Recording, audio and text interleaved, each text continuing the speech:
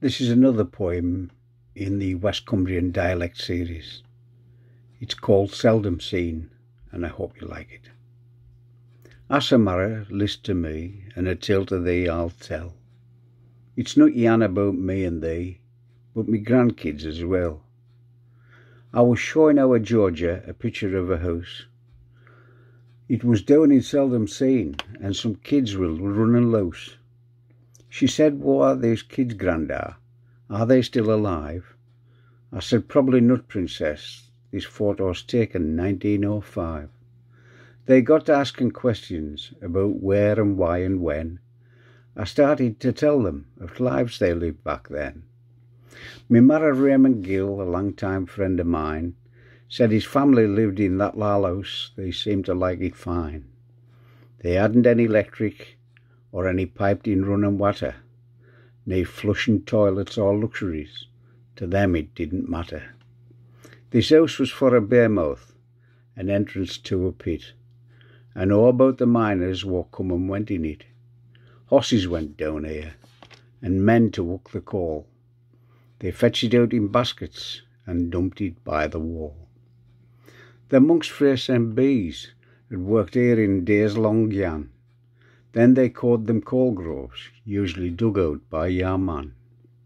Walking down valley with his thoughts on Jesus and on Mary, and leading his wee cuddy to take the coal back to the priory. After them were tenants who were allowed to take some coal, but Kid Lowther in the 1600s scopped them out yan and all. Greenbank Colliery now he called it, and he set about with vigour, sinking pits to our surface. These wookins they got bigger. I now had their attention and asked them if they'd like to see where the house had been, so I took them on a hike. I parked in lay-by at top of Myra's Hill and showed them where the path was that went down into Gill. We clum out war, and I thought I'd need to help, but they scrambled our nae bother, faster than mysel. The path was overgrown with tree roots and stuff. They handled it like heroes, I'll admit the way was rough.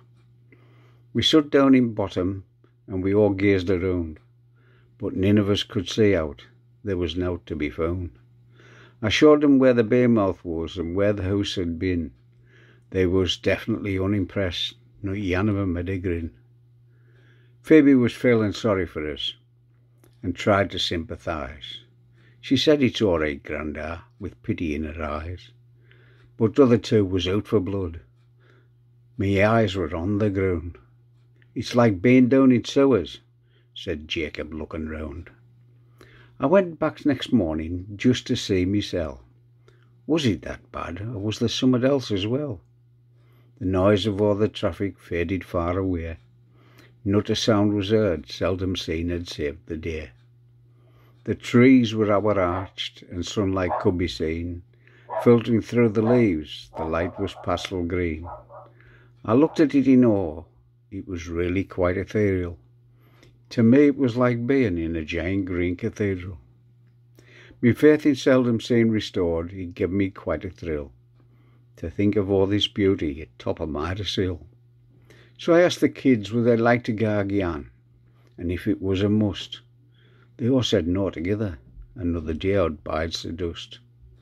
The moral of this story is just because you're keen, don't presume that every yam will like down Seldom Seen. And if gone down there, the experience they didn't revel, there's no chance at all to show them thick and level. Thank you.